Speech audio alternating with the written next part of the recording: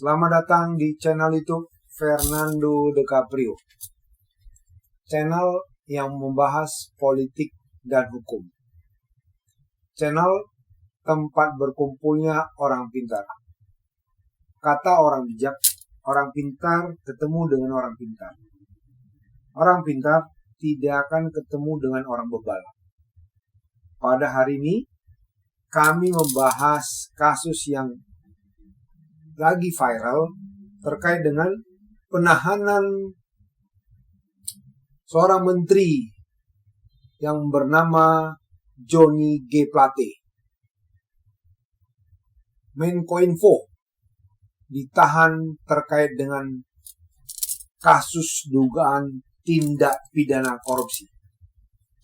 Wow, ini menarik sekali untuk kita bahas karena bayangkan aja, proyek ini fantastik, ya, mencapai triliunan rupiah.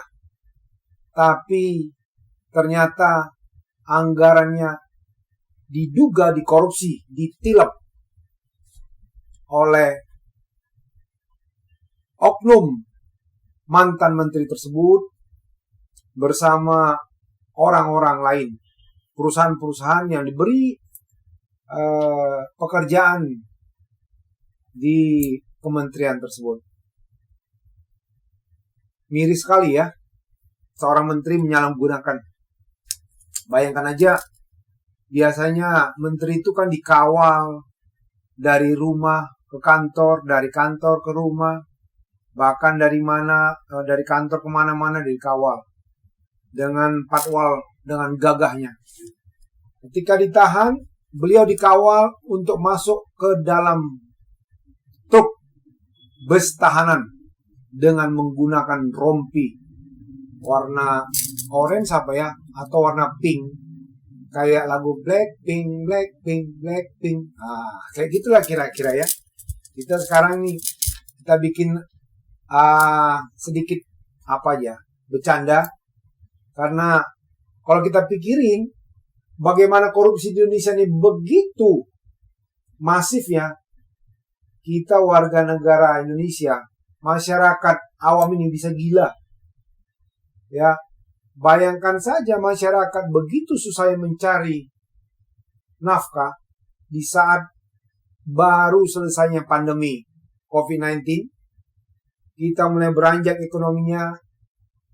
Ya, tapi di sisi lain, para pejabat negara seenaknya mengkorupsi uang negara yang didapat dari hasil pajak masyarakat.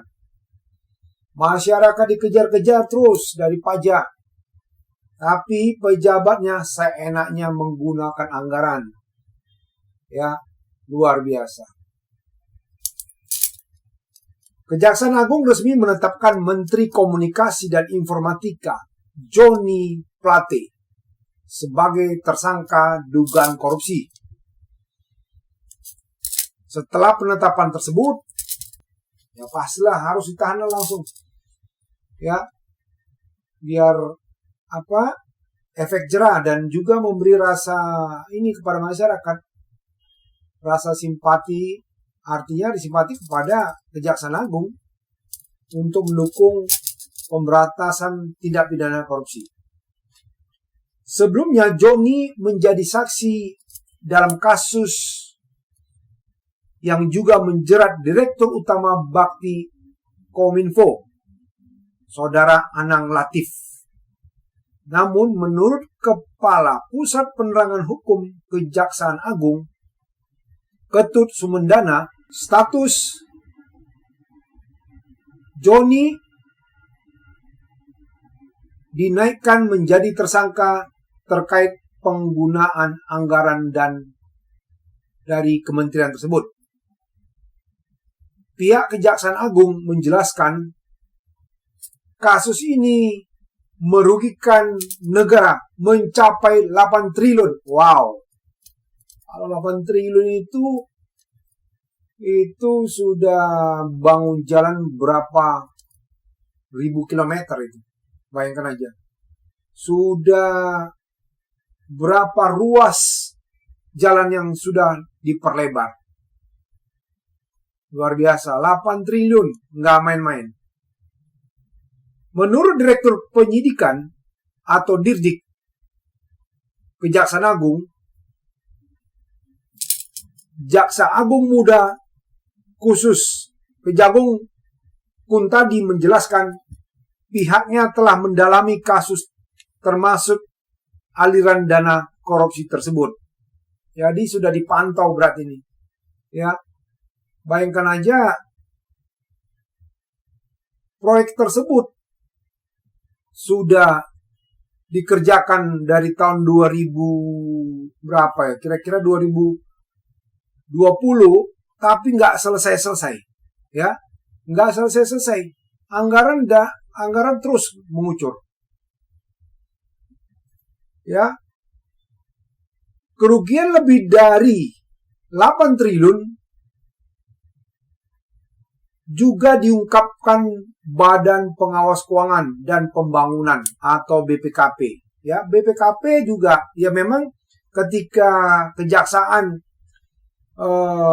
menduga adanya kerugian negara, kejaksaan akan meminta audit dari BPKP. Apakah ini benar-benar sudah masuk unsurnya terkait dengan kerugian negara. Jadi BPKP mengatakan ada kerugian 8 triliun dalam proyek tersebut.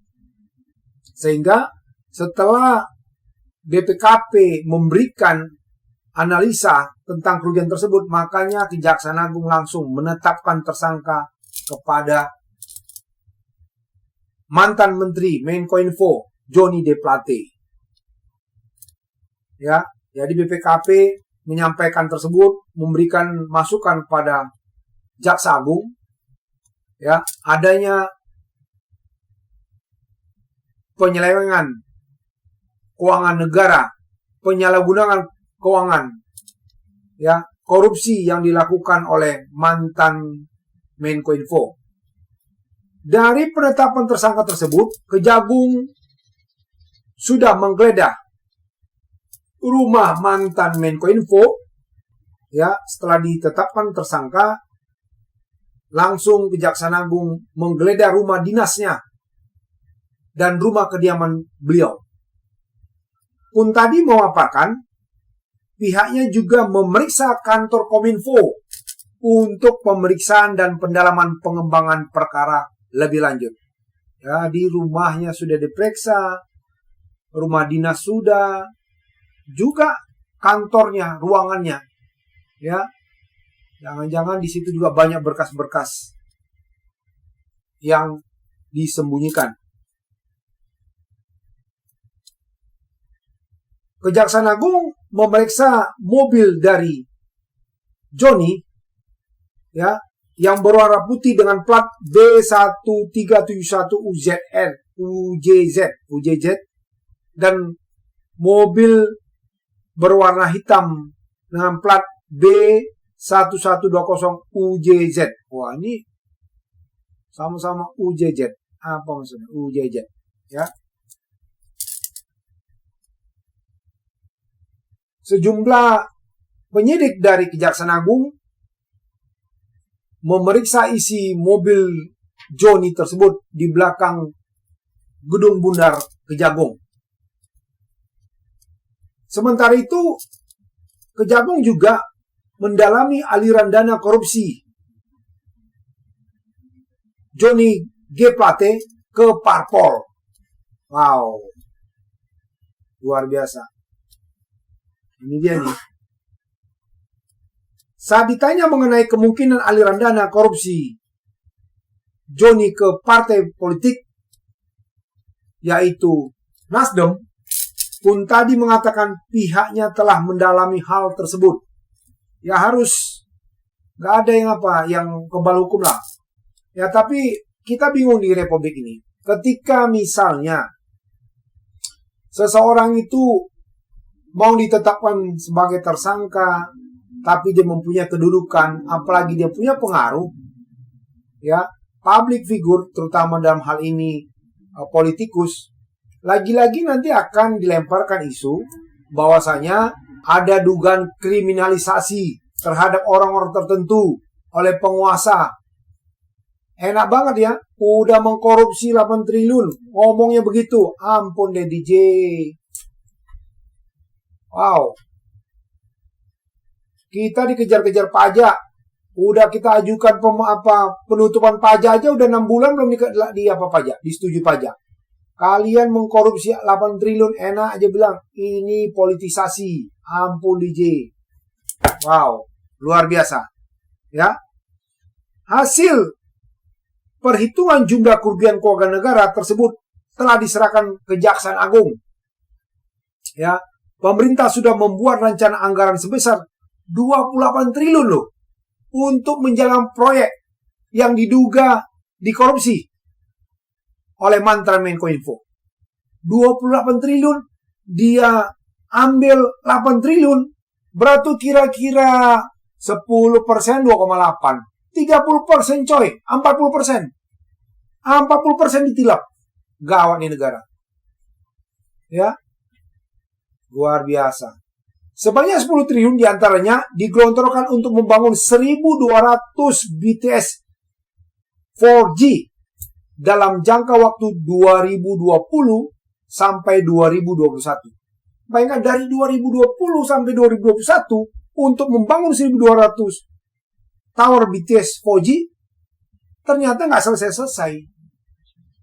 Wow. Kerugian keuangan negara tersebut terdiri dari 3 hal. Ya, menurut Kejaksaan Agung, ada 3 hal yang membuat kerugian keuangan negara setelah dianalisa oleh Kejaksaan Agung dan BPKP. Yaitu biaya kegiatan penyusunan kajian pendukung. Lalu, markup harga di markup. Dan pembayaran BTS yang belum terbangun. Gawat nih ya. Semua di markup.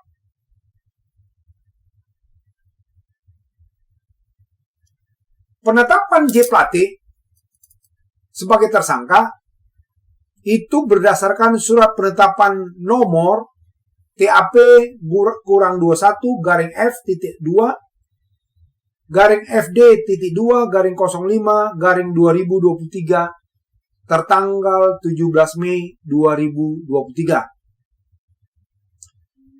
Untuk mempercepat proses penyidikan, Joni ditahan selama 20 hari terhitung sejak 17 Mei 2023 sampai dengan 5 Juni 2023 di Rutan Salemba, Cabang Kejaksaan Agung.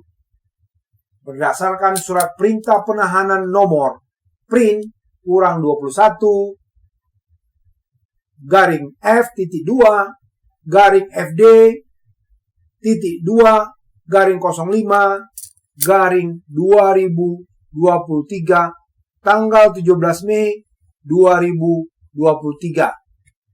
Ya, jadi Kejaksaan Agung nggak mau main-main terkait dengan penahanan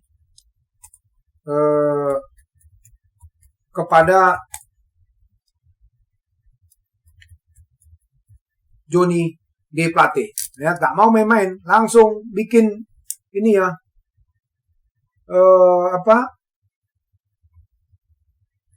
sprintnya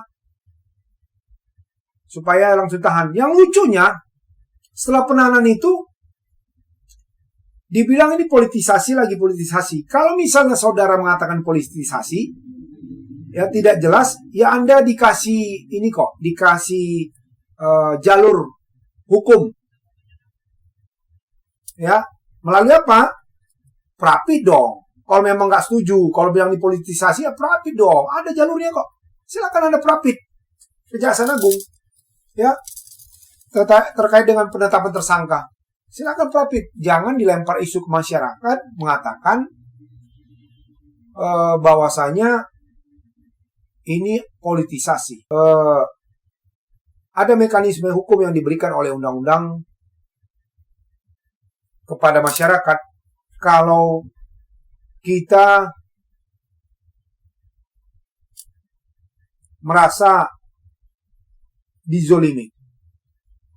Kalau udah begini nggak ada cerita lagi. Dibilang hukum tajam ke bawah, tumpul ke atas. Ini udah selesai tuh barang. Pokoknya apa yang sudah dilakukan Kejaksaan Agung itu udah benar tuh. Cantik tuh barang. Udah cocok lah kalau kata orang Medan. Penetapan tersangka terhadap Johnny D. Plate diduga melanggar pasal 2 ayat 1, pasal 3, junto pasal 18 Undang-Undang RI nomor 31 tahun 1999 sebagaimana diubah dan ditambah dengan Undang-Undang RI nomor 20 tahun 2001 junto Undang-Undang RI nomor 31 tahun 1999 tentang perubahan atas Undang-Undang RI nomor 31 tahun 1999 tentang pemberantasan tindak pidana korupsi, ya. Jadi ketika seseorang ditetapkan sebagai tersangka dan ditahan, maka pasal-pasal terkait dengan penahanan tersebut, dugaan tindak pidana korupsi tersebut sudah disematkan ke beliau. Ya, dalam kasus ini, ya,